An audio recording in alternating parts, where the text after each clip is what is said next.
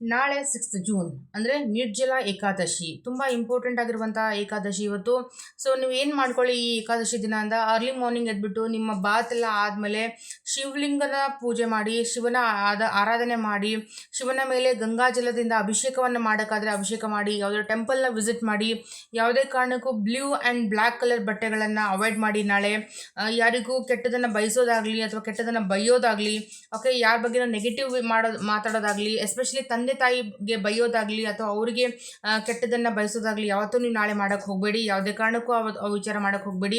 So ನಿರ್ಜಲ Ekadashi ತುಂಬ ಪವಿತ್ರವಾದಂಥ ಒಂದು Ekadashi.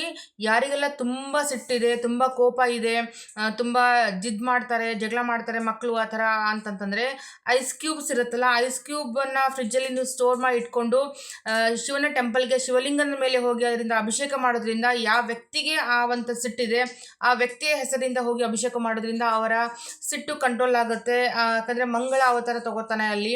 So ಇದನ್ನು ನೀವು ಮಾಡ್ಕೋಬೋದು ನಾಳೆ. ಅದು ಬಿಟ್ಟು ಏನು ಮಾಡ್ಬೋದು ಅಂದಾಗ ಬೆಲ್ಲ ದಾನ ಮಾಡ್ಬೋದು, ಸಿಂಧೂರವನ್ನು ದಾನ ಮಾಡ್ಬೋದು, ಅದು ಬಿಟ್ಟರೆ ದಾಳಿಂಬೆಯನ್ನು ನೀವು ದಾನ ಮಾಡ್ಬೋದು, ಮತ್ತು ರೆಡ್ ಕುಂಕುಮನ ದಾನ ಮಾಡ್ಬೋದು. ಅದು ಬಿಟ್ಟು ಮ್ಯಾಚ್ ಬಾಕ್ಸನ್ನು ಕೂಡ ನೀವು ಡೊನೇಟ್ ಮಾಡ್ಬೋದು. ಯಾರಿಗಾದರೂ ಅಟ್ಲೀಸ್ಟ್ ಒಂದು ವಾಟರ್ ಬಾಟಲ್ ಅದು ಕೂಡ ನೀವು ಕೊಡಿಸಿ ಅಥವಾ ದಾನವನ್ನು ಮಾಡಿ.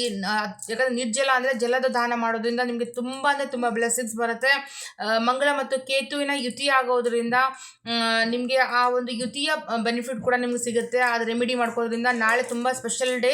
ಈ ಒಂದು ಸಣ್ಣ ರೆಮಿಡಿಗಳನ್ನು ನಿಮ್ಮ ಲೈಫಲ್ಲಿ ಅಳವಡಿಸ್ಕೊತಾ ಬಂದು ದಿ ಬೆಸ್ಟ್ ರಿಸಲ್ಟನ್ನು ನೀವು ಪಡ್ಕೊಳ್ಳಿ. ನನ್ನ ಪೇಜನ್ನ ಲೈಕ್ ಮಾಡಿ, ಹಾಗೆ ನನ್ನ ಪೇಜನ್ನ ಫಾಲೋ ಮಾಡೋದನ್ನು ಮರಿಬೇಡಿ.